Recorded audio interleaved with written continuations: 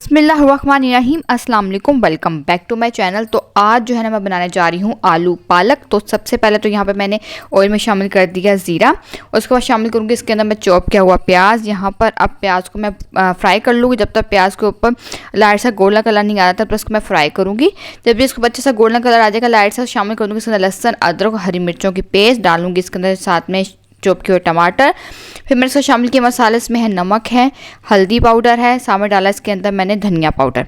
अब थोड़ा सा इसके अंदर पानी भी मैं शामिल कर दूंगी और यहाँ पर जो है ना इसको अच्छे से मिक्स करने के बाद यहाँ पर मैं इसको जो है ना पकने के लिए रखूँगी। तकरीबन 5 मिनट तक इसको अच्छे से पकाऊंगी ताकि जो है ना टमाटर और प्याज ये अच्छे से सॉफ्ट हो जाए। जब टमाटर प्याज यहाँ पे इस तरह से ये देखें सॉफ्ट हो गए थे तो फिर जो है ना मैं इसका शामिल कर दूँगी यहाँ पर ये आलू जिसको मैंने इस तरह से पीसेस में कट के रख लिया था। यह आलू जो है ना इसका शामिल करूँगी।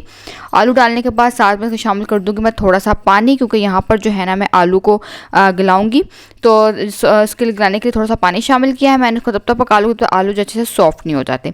जैसे ही आलू यहाँ पर अच्छे से सॉफ्ट हो जाएंगे, आप ये देखें अच्छे से गल गए थे यहाँ पर आलू, तो इसको मैं 2 मिनट तक अच्छे से भून लेती हूँ ताकि जितना भी थोड़ा बहुत पानी है वो भी ड्राई हो जाए और इसका सेपरेट हो जाए।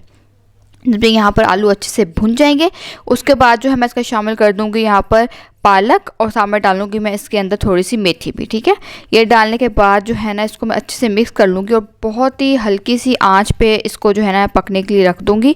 तकरीबन 5 से 8 मिनट तक मैंने बिल्कुल हल्की सी आंच पे इसको जो है ना मैंने पकाया था। अब मैं इसको ढक के इसको पकने के लिए यहाँ पर मैंने इसको छोड़ दिया।